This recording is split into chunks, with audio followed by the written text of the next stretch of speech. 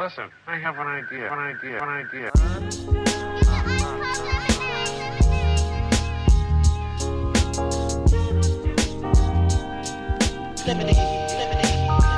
how I feel when you make lemonade. Whatever today has given you. 511 headaches, still call it Thanksgiving. True.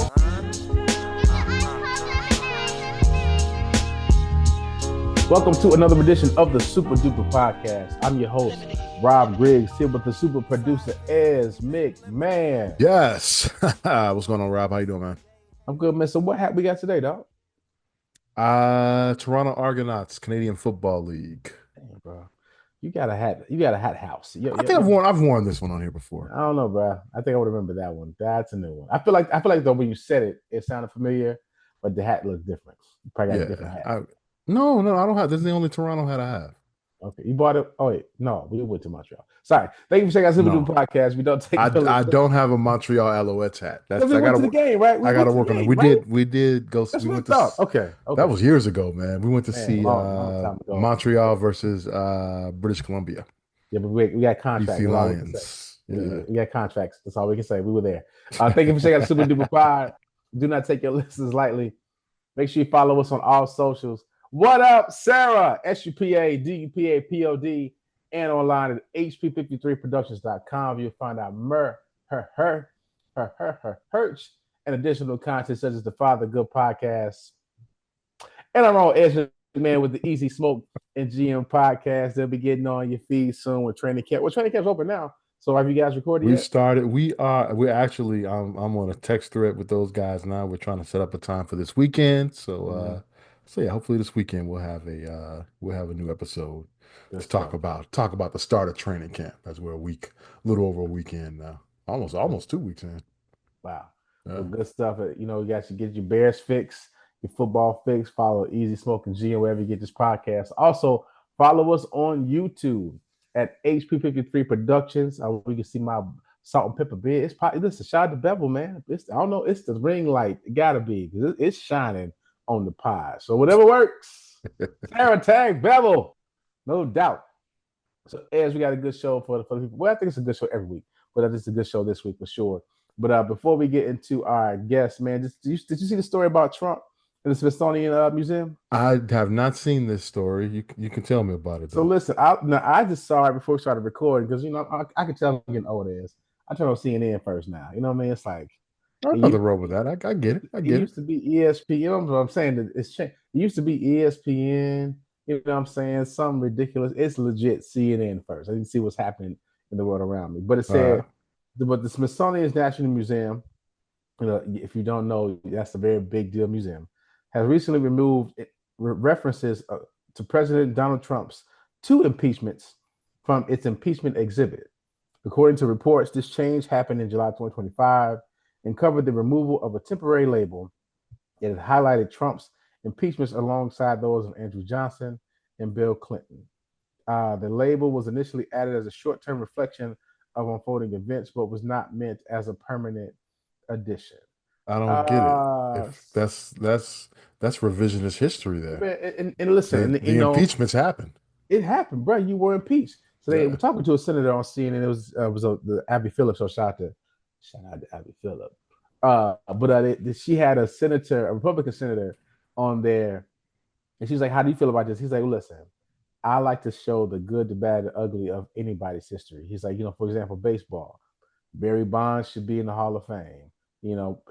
People who gamble should be in the Hall. Everybody should be in the music. It's because that's the history of baseball. He's like, so Trump, he was impeached. That's part of the history, right? And I feel like, what are we trying to prove? And this gets into dangerous territory because, like, even with your family, nobody's family is perfect or pristine. It's stuff, right? And I feel like when you don't share when you don't share the ups and the downs, you either give one false sense that everybody is perfect, so therefore I gotta be perfect, and then you got people trying to live up to the standard that's not even real. You know what I'm saying? And it also it's just you're living a lie. You think something is one way and it's not. That's harmful either way. So I feel like if you were impeached, I mean, you president, you won. It's like winning ain't good enough. You know what I'm saying? You won, dude. You still mad? You know what I'm saying? If anything, you should wear the impeachment shirts. I was impeached. I'm still, 45, 47. I don't know. That dude wild. What you think, man? What's your thoughts? I just think if it happened, if there's gonna be an impeachment wing of the of the Smithsonian, um, like you said, Andrew Johnson, they talk about that. They talk about Bill Clinton, Yeah. his Wasn't Nixon impeachment. impeached? I I, he resigned. He resigned. He wasn't removed from office. I think. Wait, well, hold on. Let's check that. We Yeah, need to Google that. give. I'm pretty sure he was, but that he did I thought resign, so he wasn't removed from office. okay. He's like, Um, ha ha, I quit before you quit me. I won't be in the record books. We'll have me in the Smithsonian. all right, let's see. Was initiated.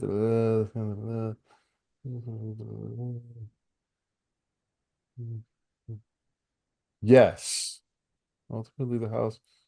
They recommend. Okay, the House Judiciary Committee recommended um, charges of impeachment for obstruction of justice, abuse of power, and contempt of Congress. Hmm, Um, but they did not go through with a full vote in Congress. okay. But had they done Going that, through, he'd have been he not only been impeached, yeah. he would have been then removed from office. Yeah, he was like, So listen, instead of listen. that, he said, "I'm Yeah. out. Tricky Take it Dicky was easy." like, I'm gonna go ahead and just pack my bag. Listen, y'all ain't got to follow me out. It's cool. I ain't coming back. Yeah, I ain't want to come back no way. So, he got that both way. It was like, let's slide up out of here. both. I believe Johnson. I think no president has ever been removed from office. Sure. But Johnson and Clinton were impeached, but they weren't removed by the Senate. Yeah. And Trump was also impeached. Right, and Trump, yeah, Yeah, twice. twice. So as Dr. Williams says, man, it's a war on information. Make sure you know what the information is. All right, folks. So today we got special guest, my man Mike Davis from Blerds Underground. That's a comic book store here in the Chicago area. Really great conversation just about superheroes, nerding out, Blerd, who talks all through that, man. So I really hope you enjoy this episode. It's my man Mike Davis. Today on the Super Duper Pod, we got my man Mike Davis straight off the plane from Comic Con. How you doing, sir? I'm still jet lagged, but I'm alive and I'm doing well, brother. Good, man. It's good to see you, man. So we see your background is very fitting to what we're going to talk about today. All things superheroes, all things comics. Listen, when you and I met about a couple of weeks ago, right? Yep. And you and I had a kindred spirit in terms of the comic book world. Saying you got a lovely term. We talk about the Blerds. I think low key I'm one as well. But talking about just our love for comics, love for these stories, and talking about that. Definitely want to get the people get to know about your story, and more importantly, man, talk about Comic Con. I took my kids to Chipmunks, as I call them, to the Chicago Comic Con in March, and I had never gone, right? So it was like I didn't know what to expect. And I'm telling you, man, it was like, yo, this is crazy. People in there. I got pictures of kids with like Snow White, some little characters they knew. I didn't know who these people were. They started screaming. That's right. It was like video games set up all the time. So everywhere. I can only imagine how it was in San Diego. So tell us a bit about how Comic-Con was, your experience there in San Diego. Well, just imagine the experience you had in Chicago times 100, man, wow. Because the incredible thing about San Diego, so San Diego Comic-Con is the largest comic book convention in the world. And when they said that, I even think I was thinking too small. I'm thinking like, well, United States. But when you get there are literally nerds from all over the world there. I'm talking about people were there who flew from Japan, from Europe, from Africa. I'm like, people bear 20-hour flights to go to San Diego and be at that. So it was the first time I've attended a con where, like Chicago draws a big crowd, but this was an international crowd that was like nerding out over characters. It's hard to keep up with the characters I see at Chicago. There's characters there that are from all over the world, seeing people dressed in cosplay as, and it was just incredible. The entire city of San Diego transforms itself for this convention. Like the skyscrapers around the convention center have anime on them, and different advertisements for comic related and adjacent shows that are coming out. I've never seen anything like it. It was the most awe-inspiring convention I have been to, brother. Man, I'm sure. And I'm sure, like, as we talked about it, we just had the biggest movies come out for the summer. Superman, and what was the other one? Fantastic Four. Thank you, man. I literally just got you. saw that. Appreciate you, fam. It's late. Been a late, long day. So Superman, Fantastic Four come out. So I'm sure at Comic-Con, do they give you like highlights of upcoming Marvel movies? Did you see some cast from these movies? How'd that go? Yeah, so it's funny you mentioned Fantastic Four because we actually saw it while we were out there. My boy and I, we were like, yo, we got to see this movie because like we're nerds and we got to make the time for this because we didn't want anything spoiled. But in addition to that, we saw trailers for all sorts of projects. Now, this year, Marvel did not come in person. Usually they come and they bring whatever celebrities are going to be there. Like last year, Robert Downey Jr. came and surprised everybody because when he showed the mask, right? Right. He's going to be playing Doom. And that was like the whole big moment of last year's San Diego Con. This year, Marvel didn't put on a show because they were like, look, all of our stars are in Europe filming this new project with Doom. It's going to have like every character across the several phases they've had there. So they didn't have any talent in San Diego. So they didn't do a show this year, but that didn't mean we didn't get previews. Like they had previews for like the James Gunn show Peacemaker. Yeah. They had exclusive trailers for that. George Lucas was in the building talking about new Star Wars projects that are coming out. Like there were plenty, overwhelming amounts of like trailers and new things to see. But for me, it was really most impressive seeing the comics that are coming out too. Like I'm a comics nerd. So like seeing some of the publishers come out and announce where they're headed and the storytelling piece was for me the most like compelling part because like it was the writers and the artists themselves talking about projects that they're penning like that won't see its conclusion until a year from now. So that was the crazy part for me. That's awesome, man. And so then to that point now, I know you go because you are a self-proclaimed nerd. Shout out to the nerds. But also because you own a comic book store here in the Chicagoland area. Now, I want people to understand how rare a feat. Like, how many Black owners of comic book stores are there in the country? Yeah, unfortunately, it's probably less than 10 of us, and we're all trying to get to know each other, but it's unfortunate that it's that low. Yep. And that's shocking. I mean, on one hand, you think only 10 in all of it, but now are there a lot of how many comic book stores are there in the country altogether? Approximately thousands, probably. I mean, wow.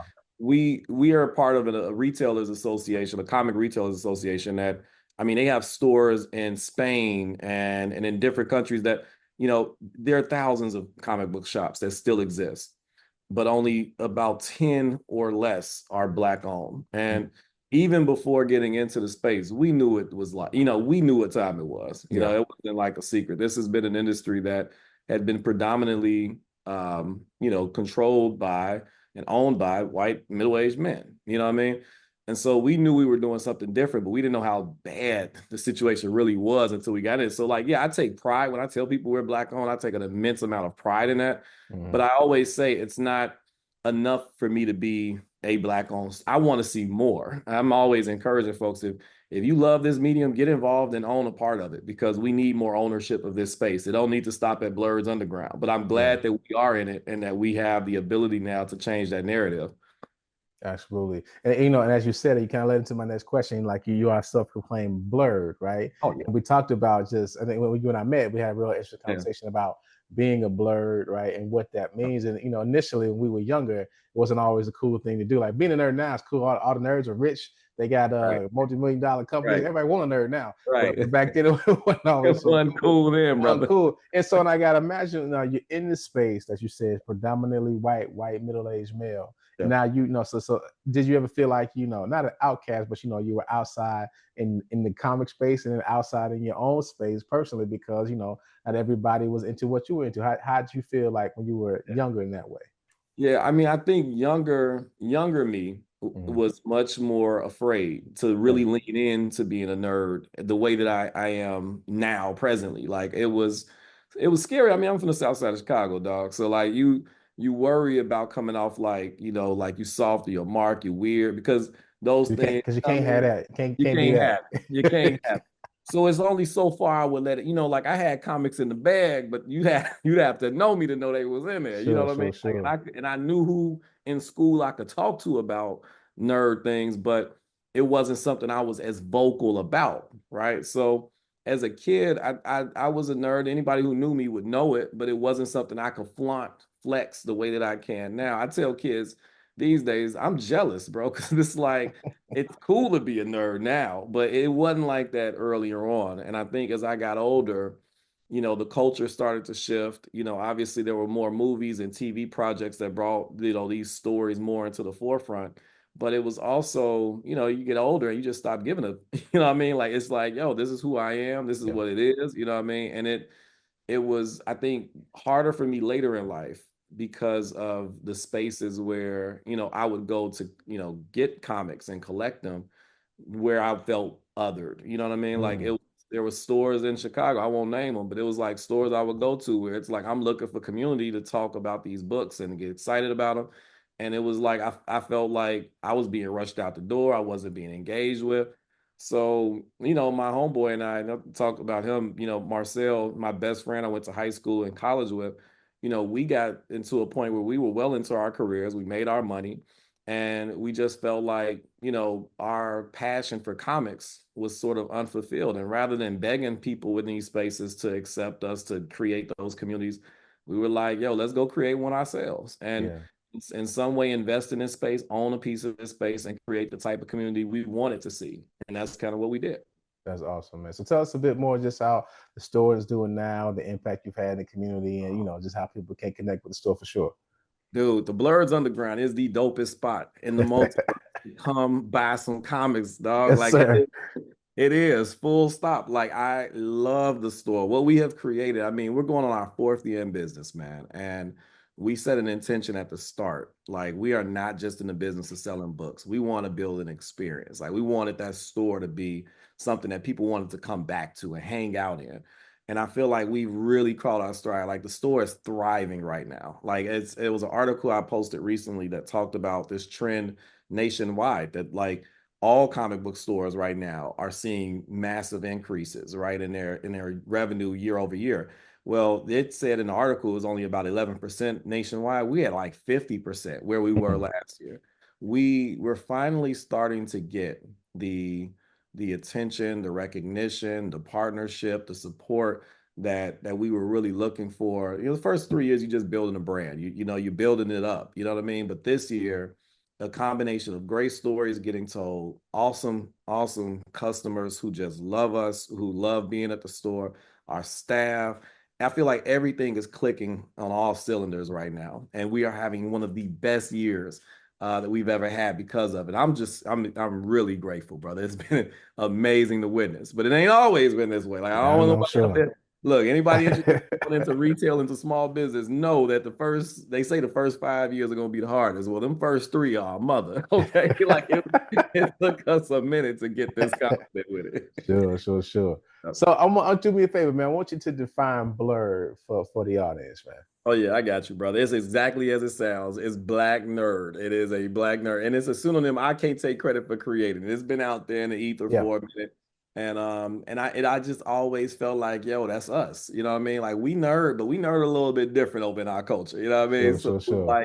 like I tell people all the time, it's not a blurred ain't just about comics. You know what I mean? Like you said earlier, you're a blur. Absolutely. Anything if you can get passionate and really into something, whatever it Yeah, is, comics, video games, everybody a nerd about something. something. And if you Black, you just nerd a little bit different, and that's cool. And when we had the idea for the store, and we were trying to think, Marcel and I were trying to think of names. For me, I've had people, talk about our name, whether they like it or not.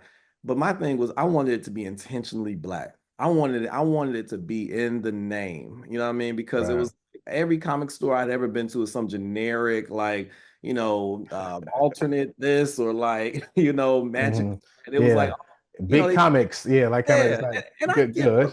and I Yeah, get from a marketing perspective, you want the name to right away people to get it. Everybody don't get blurs. Like I get people that walk in the store, they question mark on their face. What is a blur? They almost scared to ask. You know what I'm like? And I find it hilarious because I'm sure. like, it's exactly what it sounds like.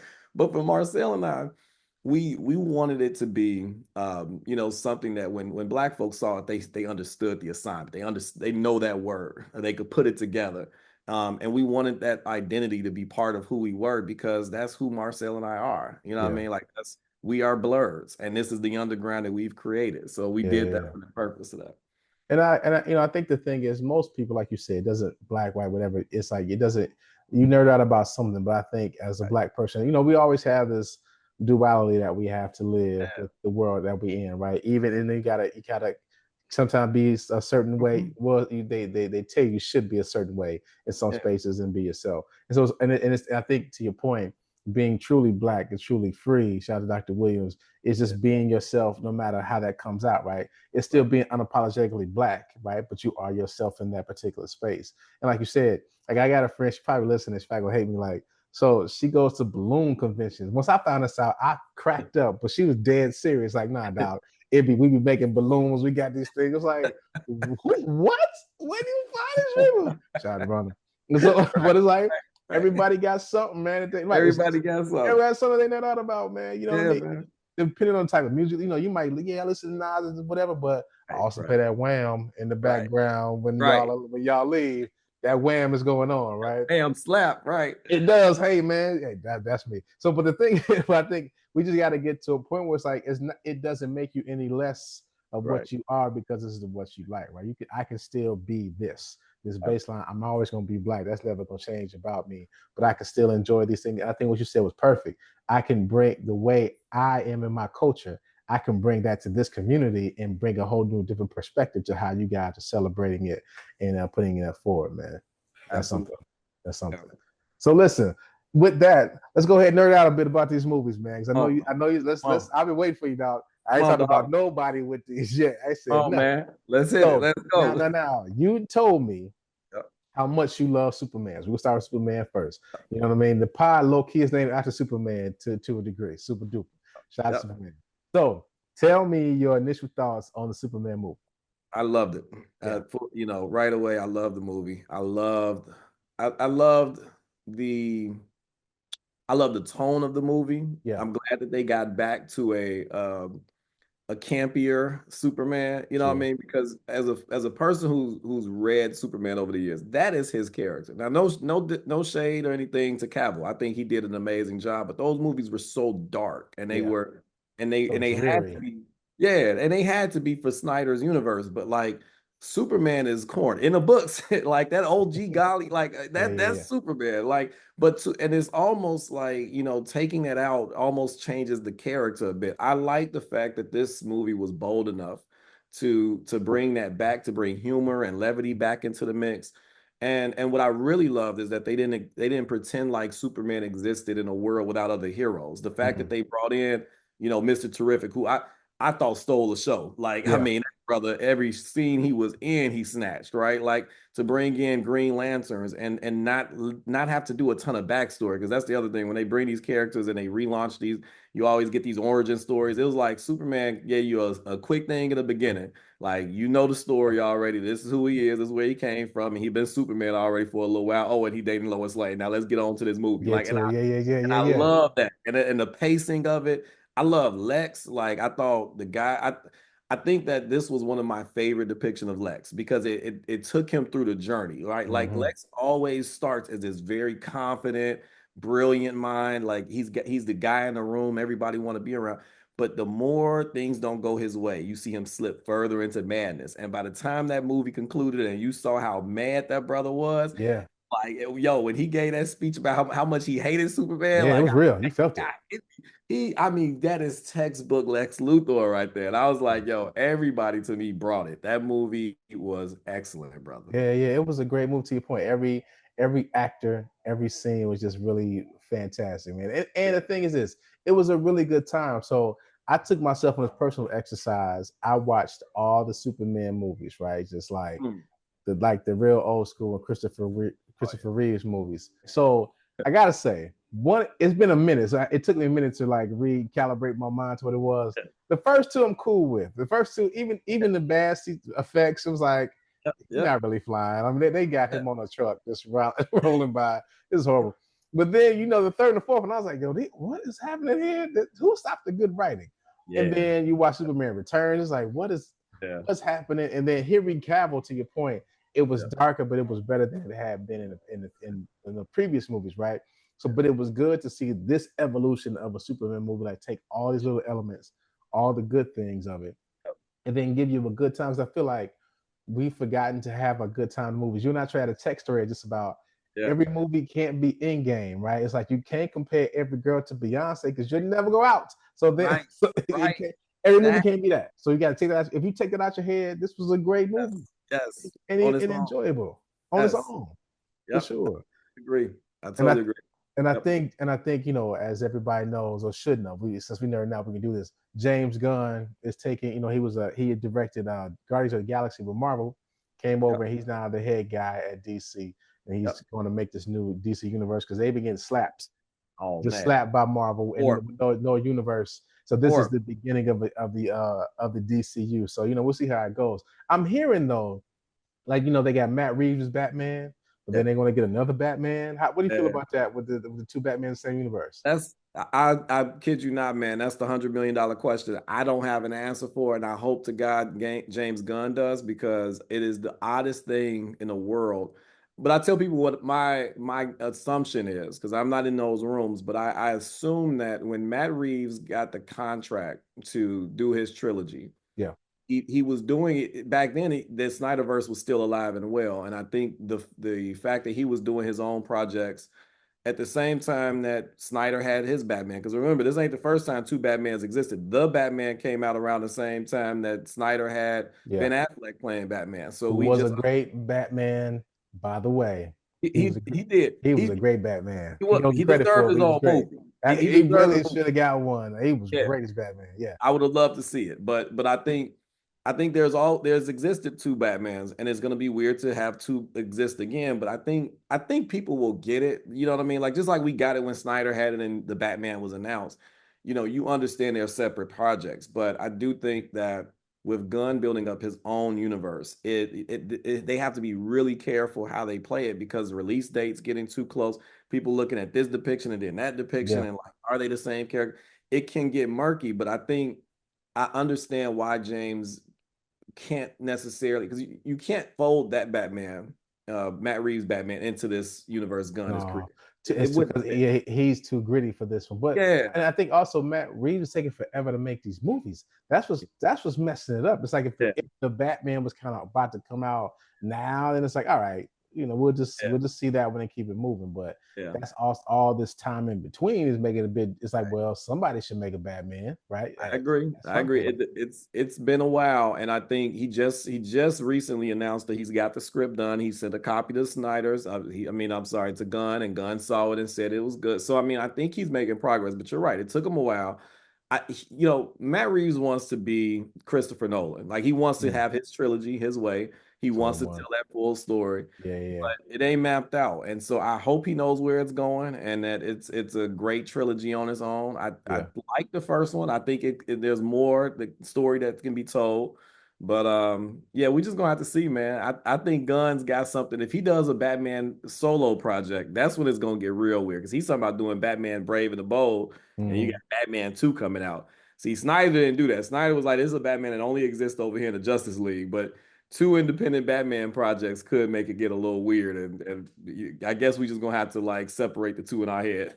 Well, you know, again, we did a pod about a couple years ago, I think, when the Batman movie came out, just about how like Batman keep that cash register ringing. You know what I'm saying? It's like, it just all day. DC, when they can't figure it out, just throw another Batman movie out there and people show up. You know what I mean? And it's like, listen, that Christopher Nolan trilogy is just one of the, just in general, not even from a comic standpoint. It's just those are three great movies. Like, absolutely, can't better tell the story.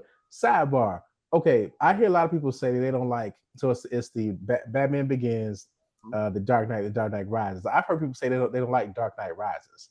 I am shocked by that. How do you feel about that? I mean, I didn't. So obviously, I think the second, the Dark Knight it's the best of the three. Like, the second movie was the best. You'll never top Heath Ledger like that. That the villains make the movie. That's what it is. Yeah. I thought the third one, the villain, I thought Bane was compelling. I thought everything else was lacking. So like, it was a good movie. It was not, to me, as good as the second, but I didn't like the Catwoman that they threw in there. Anne Hathaway. Yeah. Like, that was, and then the tie-in at the end with like the Robin who wasn't Robin, like that's fair. That's fair. there were just things I was like, it could have stayed on the editing, like they could have edited some of that stuff out. And I think without the Catwoman, it still would have been a great movie. I think without the whole detective becoming Robin thing, it Yeah, could have yeah, been a yeah, good movie. But I thought it was still a good movie. And I thought the way it ended was good. Like with him retiring yeah. or did he retire? Like an Alfred sitting across from him. Like that was a great moment. I did Sure, enjoy the film. It had some of the best action of the whole trilogy. Bane was whooping. That scene man. whooped Batman and broke his back, bro. Killing them, man. But see, and I Man, think, and you and I talked about this when we met. Like, Dark Knight Rises is emotional for me. It was right. There was a year my kids were born. I think yeah, that was the first time I was able to get out the house like with yeah. nobody. So when I saw Dark Knight, I'm emotional. I'm just crying. So maybe that's why I love the movie so much. It's like, hey, I was Hey, free for like 2-3 hours. I had to right. myself, man. No judgment. None. So then back to so there's Superman. So now I'm understanding that this ain't like a peacemaker. The next Peacemaker Yeah, season is kind of connected to the Superman yeah. episodes. I haven't seen Peacemaker. I've watched a few episodes. It's wild. It's Like it's so fun. it's.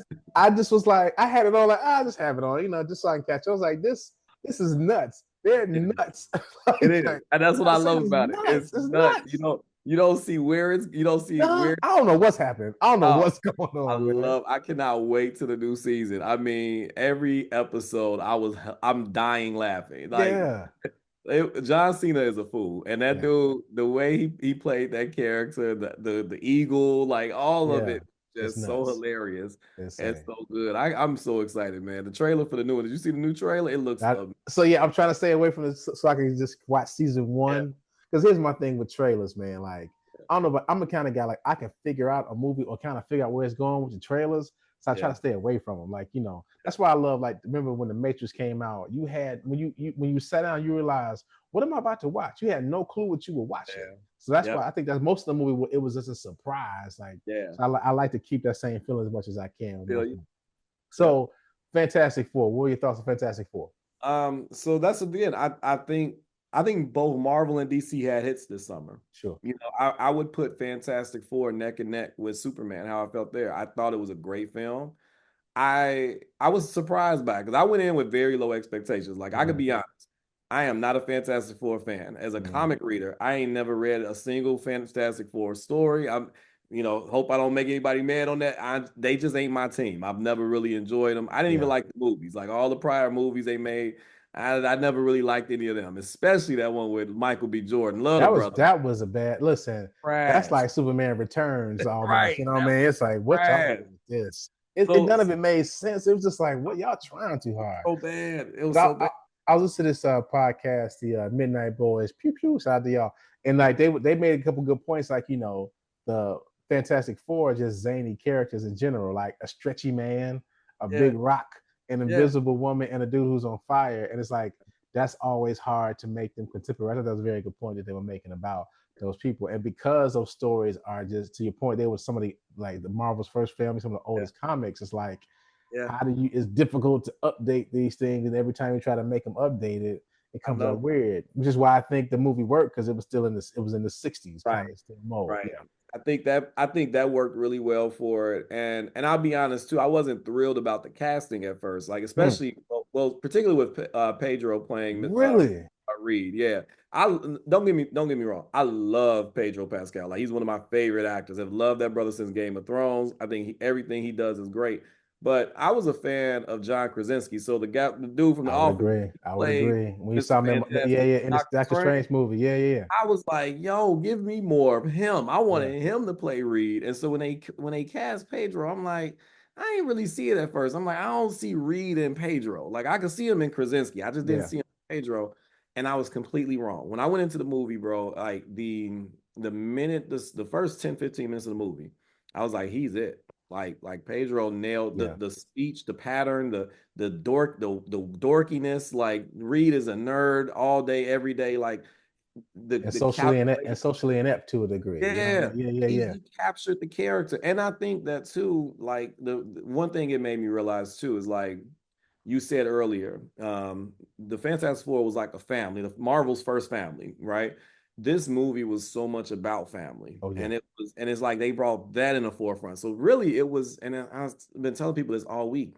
it didn't feel like a typical superhero movie. It really felt like a It, family dramedy. Like it it was was, very serious, right? yeah, Yeah, it yeah, was. yeah. I'm with you. I'm with And I you. love that. I love that it took a different course. It wasn't trying to be Avengers. It wasn't trying to be this big beefed up superhero movie. It was like a family trying to deal with this, deal with things internally. Like we're having a kid. I think that's no spoiler. That's in the Yeah, trailer. yeah, So yeah. like we got a new introduction to the family, and then there's this existential threat that's coming to the, and now we got to figure that out. And there's ways that they bring the family into the forefront of that. And I just thought it was brilliant. I thought it was well done. And Yeah. I'm excited for the project. I want to see where they go next with it. Yeah, I feel like with this one, Marvel was like, well, let's do something different because most of the movies feel like Avengers, right? You know, slapstick, little jokes. You have a big emotional moment here, and then like Yeah, this few funny jokes here, and it was like, you know, they had brief moments of levity to kind of just lighten it up a little bit, but it wasn't the slapstick stuff you normally see in a Marvel movie, right. which I thought made it feel different because it wasn't like you said, it wasn't you're kind of waiting for that big funny Yeah, part, and it never yeah. comes. Never Because you're happened. just, but it wasn't that it make the movie any less good. It's like, oh wow, this is a different Right. type of movie. Yep, absolutely. It had some laughs, but it wasn't. It was like I said, it was a dramedy. It was like, Yeah. yeah, it was a couple like, that's funny, but it wasn't fall out of your seat. It wasn't intended to be, and I thought it worked well. I thought everybody performed. I think Sue Storm honestly stole the Oh, show, I man. would agree. I would She was agree. the backbone of that movie. Like, I mean, the most emotional scene I won't give away has to do with her, and I felt that. I was like, yo, she is playing this role as a mother, Yeah.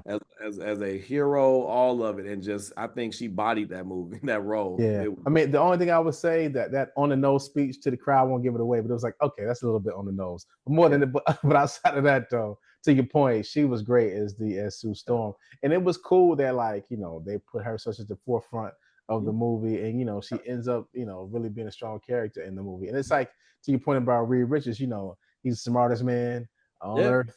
You know what I'm saying? All the Council of Reeds, yeah, the maker, like it's like Reed yeah, is a weird dude, man. You know what I'm yeah. saying? It's like He- in all the intertwining. So it kind of leads you into, you know, I think you and I talked about this before. I felt like what Marvel should have done before was like all the Infinity, whatever movies from the first Iron Man to Endgame, and then like we are done with that. yeah, Throw it away. yeah, And then like start over with a whole like so like I feel like they're kind of doing this now, right? Okay, we're starting here, we're doing these things, and we're gonna start because you can do so much with Reed and Sue and you know, and the baby and all these other things.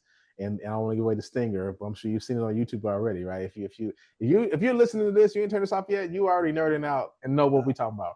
And so right. like it's so many ways you can go. And I feel like that's kind of the new chapter of what this should be, Yeah. man. So I'm really excited I about it. really hope so. I think this is the reset button that Marvel needed Yeah. to kick off the next phase. They've already talked about this new Doom project for them being something that's going to be like a very hard reset and Mm-hmm. finally starting to introduce a new universe to fans and new characters in a way that hasn't been done and isn't tied to the 50 other movies that they've made before.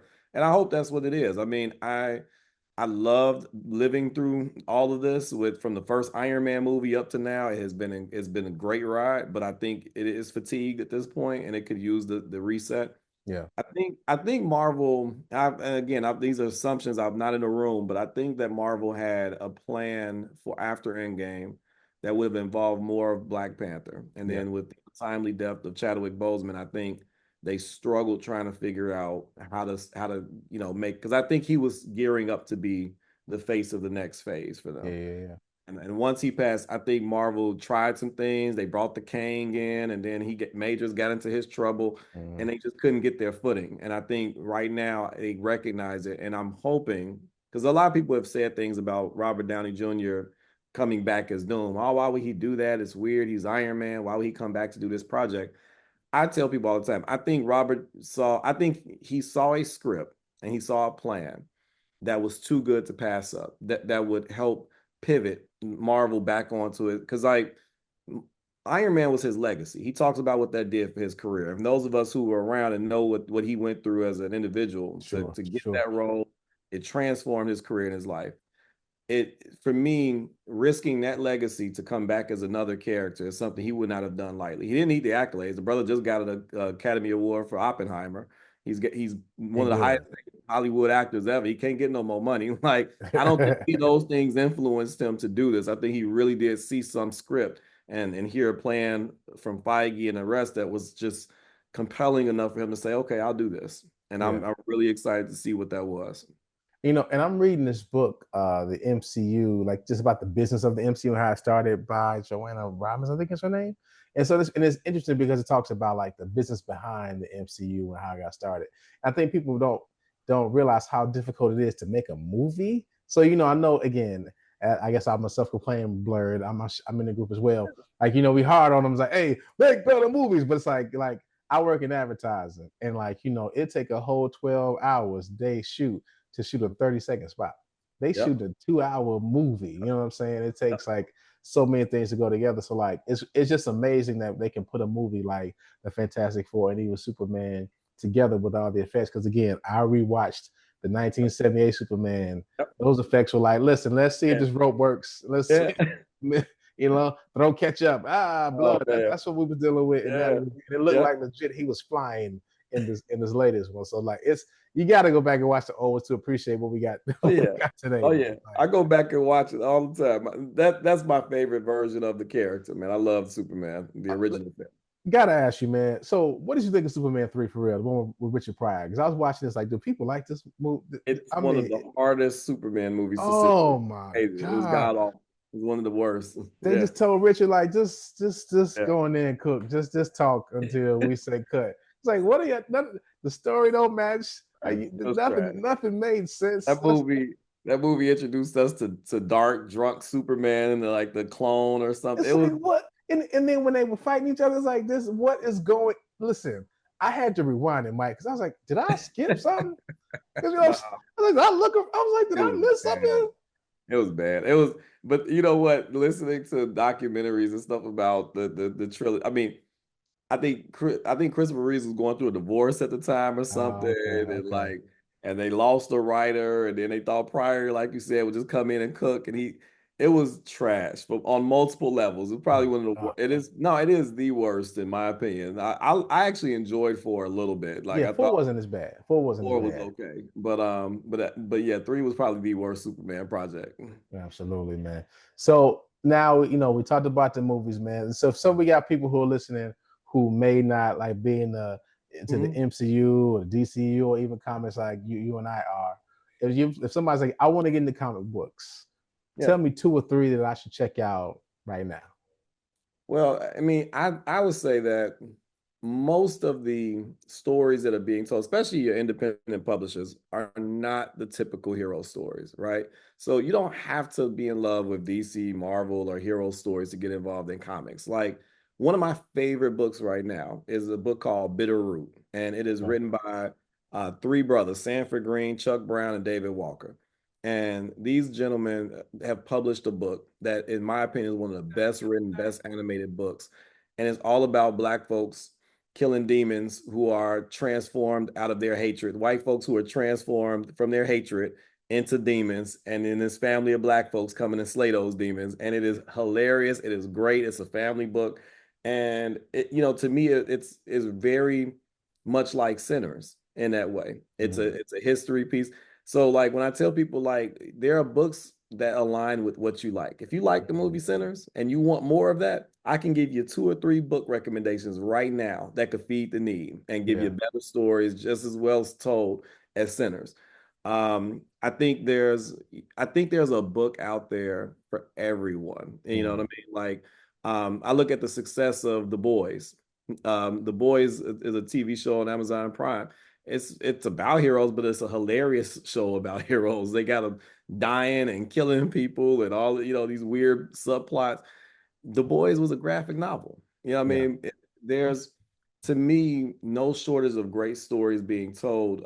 I would say come in, talk to us about what type of stories you love, and then we can recommend a book from there. But for me, the journey is always about just figuring out what people are into first, and then anchoring on to the books that are out there. And so many of them are being told right now that are just amazing. That's awesome, man. So listen, tell people more about where they can find your store, the physical location, find your line. You guys got a subscription service. We do. So if you're located in or near Chicago, we're located in LaGrange, a suburb that's only about 15, 20 minutes out. We're located 15 and a half South LaGrange Road, right downtown LaGrange. So the beautiful thing is if you can get to us in person, the entire strip downtown LaGrange, we are right there in the middle. So you can come make a day out of it. They got some of the best restaurants you've eaten at right there on that strip.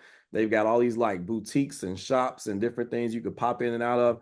I mean, it gets foot traffic all day long. People go out there with their kids, people go out on dates. So if you want to just have an experience, come out there, walk the strip, come by the store and meet us. That's the best way. But now, if you can't come physically to the store, we also have a website. It's blerds.underground.com, BLERDS underground.com. And you can go online, create a profile, you can create a subscription, and we will ship the books. We ship anywhere in the United States. So if they can't come in physically, we will ship to you. The beautiful thing too about subscribing is whether you come in a store or you do it online. What I didn't know until I got in this business was how clutch the subscription thing is. So for those who aren't aware, comic book weekly books come out once a month. So like Superman, 105 comes out this month, and then 106 the next month, and it tells a continuous story. And if you're somebody who's looking to get into a story, sometimes one of the frustrating things is like you might really get into a story and be like, wow, this is dope. Yeah. And if you miss it next month, the month after you come back and it's not on the shelf anymore, you didn't miss. It's like missing an episode of TV. It's like, oh, okay, now I gotta wait for the graphic novel to come out. What subbing does is that you can say, hey, I'm a Superman guy all day long. So I'm gonna subscribe to Superman, and just every issue, tuck it away for me and I'll come pick it up. We'll do that. We'll sub you to that book. And every time it comes out, we have a little folder in the back with your name on it. We'll slip the book in. So when you get time to come in, you don't have to worry about it being on the shelf and fighting somebody for it. Your book is reserved right there for you to either pick up or be shipped to you. And it's the best thing for those who don't want to wait for the graphic novels to come out to get the full story. You can come in and get part or all of it if you're a sub with us. And we give you BLERD bucks. So like we got our own currency that we give out. If you sub with enough books, you start earning points immediately. If you earn I think it's like right now we have it set up to where every dollar you spend, you get like 10 cents. Every $100 you spend, you get $10, that sort of thing. But it's encouraging you to come back, spend more with us so that you can reap the reward, the financial reward later. Man, that's great. That's awesome, man. Like I said, when I met you, I'm proud of you, man. I think it's awesome what you're doing, man. And so please, everybody can support Blerds Underground. You gave me the website and the address, man. So, I'm going to get my subscription started today because I've been trying to figure out what new comic I want to get into, man. So I'm going to talk to you offline, man. I got you, brother. I got several. I got to figure something out. And because I think what you said is perfect. When you hear about just Marvel, DC, you think that's it. But it's like, I'm telling you, even at the Chicago Comic-Con, it was like so many different stories that, I mean, of course, you see Marvel and DC, they got their stations there, like they there, got it. But there was so many other things you could find out. So many things, like even like you said, talk about The Boys and like even Invincible, right? That's a story that's not in those lanes, but it's still a great story. And you can find. If I got time, real quick, let me just say, man, go ahead. We good. A couple things happening in this industry right now. Like if you're listening to this, you want to jump in right now. A couple things that you should know. Number one, for the first time in decades, Marvel and DC are actually publishing their first crossover in years. So Batman and Deadpool have a book that is on order, pre-order right now. So if you're listening to this, you can actually go in. They don't do this often, but Batman and Deadpool crossover is happening, and it's on last call right now on our site. Another thing, you mentioned independent books. There's a girl, Stephanie Williams, is coming out. She's a famous writer. If you know Moon Girl and Dino Dinosaur, the TV show, she's written for that. She's done Nubia, all these sorts of things. She is from Harvey, Illinois. Okay.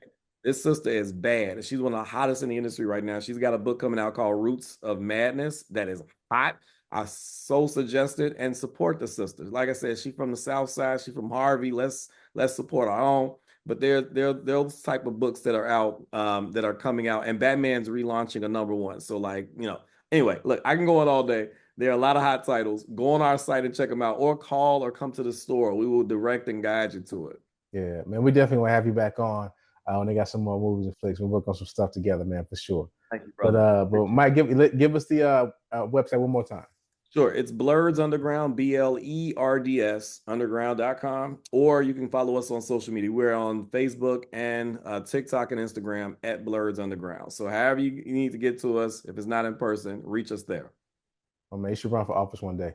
Man, friend Mike Davis, appreciate you, sir. Got you, brother. Thank you so much, man. Yo, I want to thank my man Mike Davis from Blerds Underground. Get it, Blerds, BLERDS. Make sure you check him out at the website. He gave it to us in the episode. But again, man, really love talking about superhero, being a nerd, being free with what you like and what you enjoy. So make sure you check out his stuff. He's really proud of him and what he and his partners do. Again, one of the 10 Black-owned comic book stores in the country, man. He's representing. That's wild. That's good stuff, man. That's awesome. It's crazy. It's crazy. Like that. That's real deal cool stuff, man. Yeah. But before we get out of here, as you and I after the episode, I think it was on Sunday, as we always do, we kept potting even though we hit the stop on the record button, man. But we were talking about late night TV, right? And just how I think when we didn't talk about Colbert being fired, just like the whole change of scenery in late night television. And you made a good point. I want you to make it now. Man, put me right on the spot there. Let's see. That's what I do, brother. Gotta be ready, brother. I think we talked about number one. The late night format is an amazing format, and for the most part, every late night show that's out there, whether it's Colbert, whether it's Kimmel, whether it's Fallon. Of course, Fallon is a part of the tradition that I'm about to get at. Yeah. It all goes back to Johnny and his Tonight Show, right? So everybody's running this exact same format that Johnny and Ed McMahon did, dating back to the 1960s, right? So, and now we're at a point where, obviously Colbert is probably a little different because that's got to do with some politics and Trump and that sort of thing. But at the same time, ratings for the actual shows are going down. That's true. Yeah, that's very true. And it's not as it's not really appointment television like it used to be. But I think the point we wanted to bring up was that, okay, let's say, is there a way to redo the late night format, or to do the late night format as it is, but bring in new people? And are there people out there that are willing to do that? To do so, yeah. And I think my point was, I don't know. I think there are many people that can do it, but the problem is that I don't think the networks are going to be willing to give a B personality a chance to do it and let them fail and try to find themselves so that they become a top voice, like in the case of Conan O'Brien when he took over for David Letterman in, what was that, 1993? Yeah. And it took him a while to, to catch his breath and to learn to swim and to get through those initial rough times. And within, probably took him 3-4 years to be the Conan that we all know, today. Yeah. So is the patience there from the network execs, from us as an audience?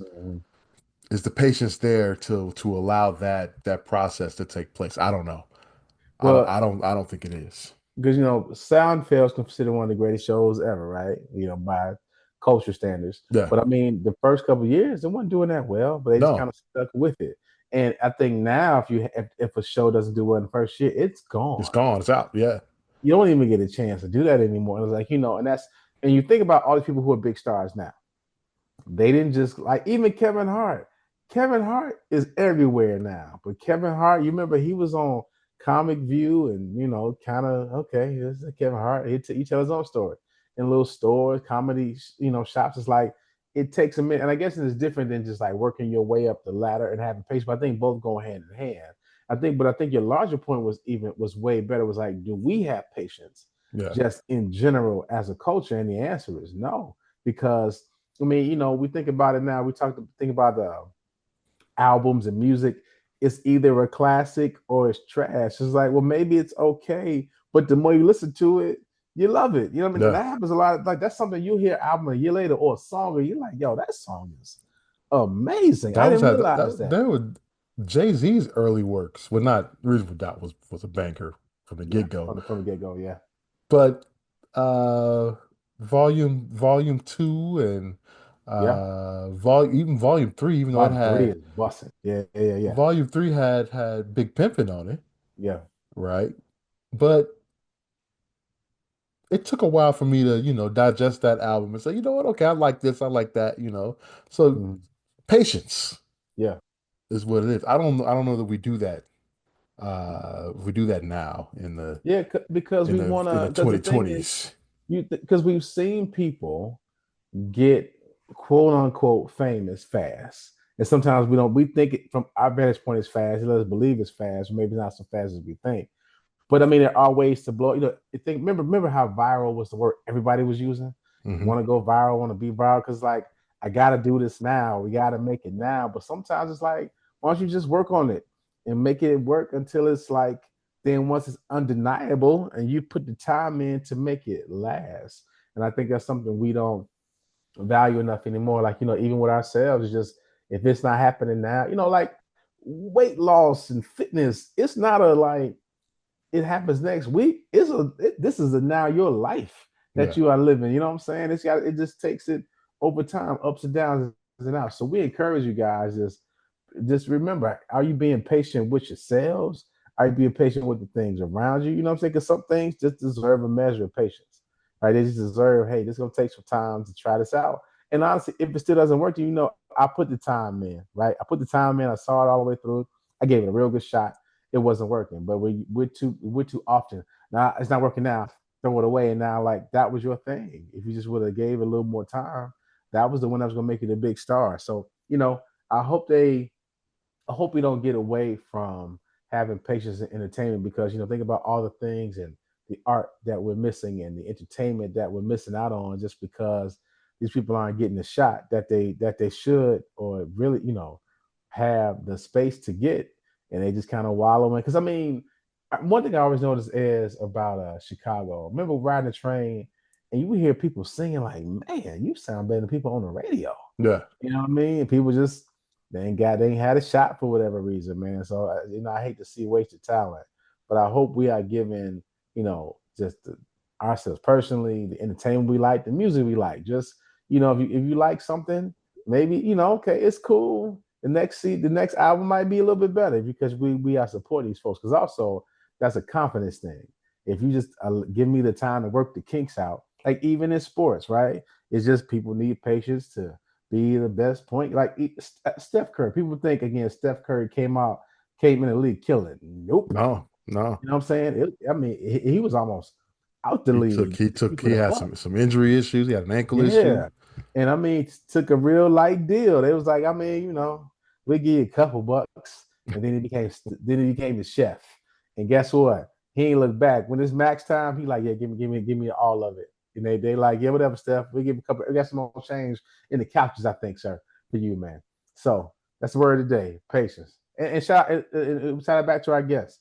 Like he talked about it in the episode. The comic book store is doing well now, but there was when we talked personally, I hope we don't mind me sharing this, but it's like the first couple of years, he said it was tough.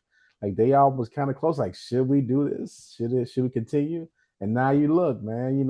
He the man around these parts. Going to Comic-Con, still jelly. Going to Comic-Con and hanging out and meeting people, man. So it's a good thing. Good thing. So thank you for checking out the Super Duper Pod. Thanks for being patient with us. We've been at this for a minute, and I feel like we just found our voice. Now we know what we're doing and who we are. But thank you for checking out the Super Duper Have we figured that out? I don't know. We just be trying. We throw stuff against the wall, bro. Like, let's see. Sarah got to tell us it's cool. Oh, it's cool. Cool. All right, we'll try it. But thank you for checking out Super Duper Pod. We do not take your listens lightly. Make sure you follow us on all socials. SUPA, DUPA, POD, and online at HP53productions.com and on YouTube at HP53 Productions. As I miss anything? Nope, you covered it all. Yes, sir. Make sure you take care of yourselves and each other. Hey, mama, this is the Super Duper Podcast. That champagne real pain. Real pain, champagne from you and I. Wait, you and I? Now that's champagne if you was I. Would you be off on this campaign? Is it suicide? If you know that bringing hope here is how careers die. Or do the K stand for kamikaze? The J silent is everywhere, you can feel them probably. Surely, lately, I've been up late with demons in my basement trying to get me to hate this. Life thinking I should be further and then I choke up. As soon as I got silent, then the truth spoke up. They said, how you know you ain't perfect? Let that soak up and soak in. You know how you know that you're blessed? I woke up, feeling oh my God, feeling myself, know why? Cause I woke up. That's all it takes to be great, y'all. That's all it takes.